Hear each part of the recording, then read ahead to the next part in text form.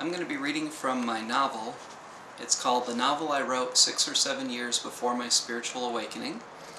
I'll read the first 3 sections to give you an idea of how it feels. Soup. You are sitting in your favorite chair reading a novel. Your radio alarm clock is set to activate in another hour. You want to make sure you'll have plenty of time to shower before Deborah arrives. She certainly wouldn't mind finding you absorbed in a good mystery, nor would she mind the mild sweat upon your body, but you feel compelled to clean up before making love, to wash the remains of today's work from your skin. Deborah invariably arrives perfumed with musk and jasmine. She knows you like it, so she does it as a favor to you, as well as to make herself feel more confident during sex. Until she arrives, you will sit back in your soft recliner, absorbed by the cushions, by your novel. You will ignore the dirty dishes because they bother neither you nor Deborah. An hour ago, you heated up some vegetable soup and French bread for dinner. Sitting on your couch, you dipped your bread into the soup while watching local news. The warm, moistened bread comforted you as late August winds crossed Giga Lake, caressing your home before continuing east through the hardwoods of Wisconsin. The evenings are not yet cold, but they are cool enough for soup. As you read your mystery, your dishes lie 20 yards away in the kitchen sink. There is a bowl, a spoon, a pot, a knife, a pan, and a mug. They rest with remnants of tomato juice breadcrumbs, 2 partial pasta letters, L and O, a small piece of celery, 3 carrot chunks, and some evaporated milk residue. They have no recollection of a satisfying meal. They are in no hurry to be washed. So you continue to read your novel. It is a mystery in which the murderer will be revealed within the final pages. Knowing that he or she will be captured within a matter of time and pages comes as a great comfort. When you read a book, you frequently lose track of time. Sometimes you find yourself becoming a character, perhaps the detective, and suddenly a lover knocks upon the screen door, knuckles on metal, knuckles on metal, knuckles on metal, snapping you back to your immediate surroundings. But Deborah's not here yet, and your radio alarm clock is set. You've checked it twice. By the time she arrives, you will be prepared. The next section is called Old Film. Joe Wenbo, a Native American, sits within his chair, his thoughts far adrift in ancient Chippewa dreams.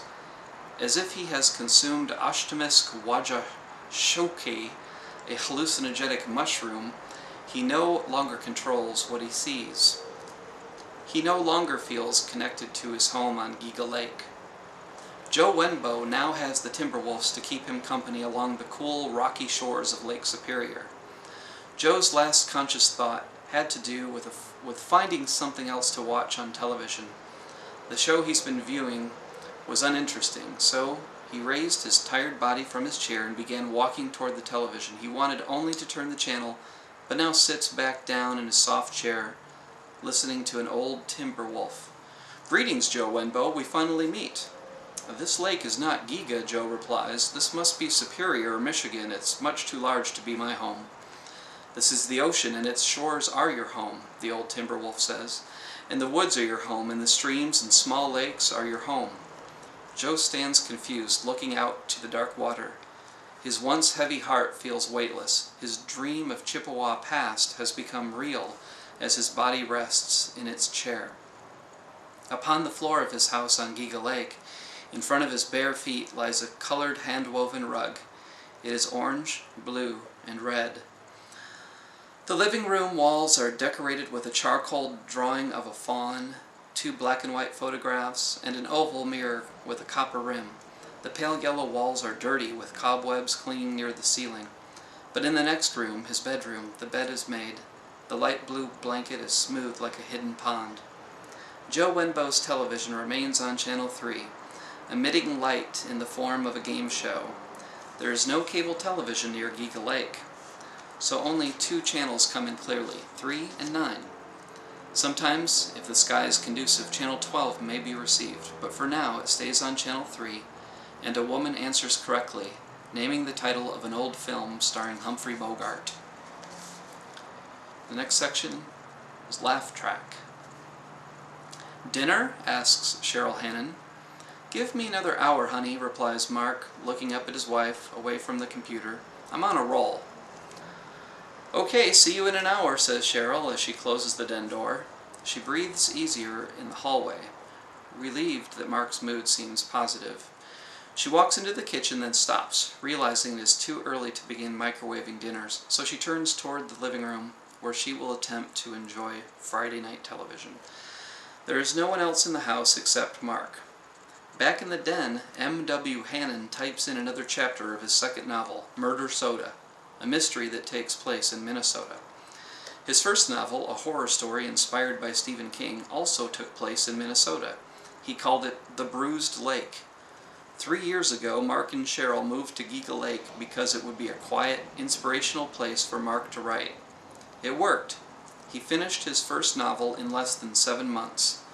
Still unpublished, it is traveling from one editor to the next. M.W. Hannon likes to use Minnesota as a setting for his novels because it's similar to Wisconsin, yet different enough that his writing won't appear autobiographical, though it often is. Of course, he has never been attacked by a carnivorous, contaminated lake, nor has he known or even seen a detective, but the inspiration, the tension, and many of the characters are derived from Mark Hannon's life. He actually has been to Minnesota several times. It looks quite similar to Wisconsin. So, with a comfortable distance from his fiction, he continues to create Murder Soda. After 20 minutes, Cheryl becomes bored with the situation comedy she has chosen to watch. During the course of the program, she has smiled twice. In the same interval, she has heard the laugh track about 70 times. She does not wonder if she has a bad sense of humor. She simply turns off the television and goes to the kitchen.